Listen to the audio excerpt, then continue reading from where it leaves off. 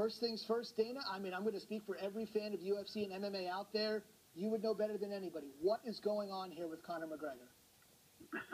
Well, what's happened is we pulled Conor McGregor from UFC 200, and we're working on other fights right now. Conor did not want to come to Las Vegas and film the commercial or be a part of any of the marketing that we have.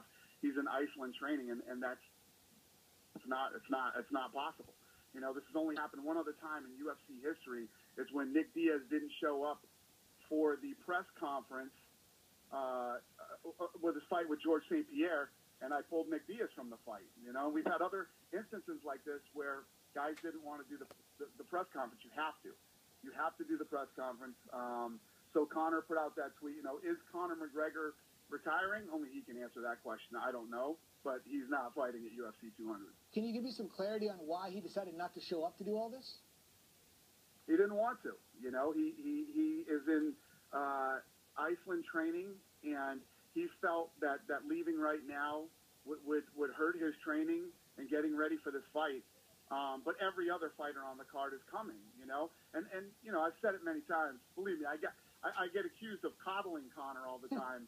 But at the end of the day, I respect Conor. Conor's a guy who has stepped up and taken fight on short notices and you know, literally saved the show at times. But it doesn't make you exempt for showing up for the press conference and all the pre-promotional stuff that we have to do.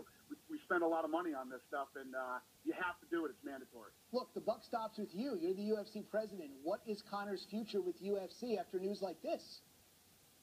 Well, obviously, we still have, you know, as far as I'm concerned, we still have a good relationship with Conor. You know, I respect Conor as a fighter, and I like him as a person. It's just you can't decide to not show up to these things. You have to do it. I mean, we were in constant communication back and forth between, you know, his manager and myself.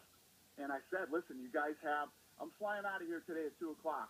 You have till 2 o'clock we're booking the flight for you. And accept the fight and say that you're going to show up.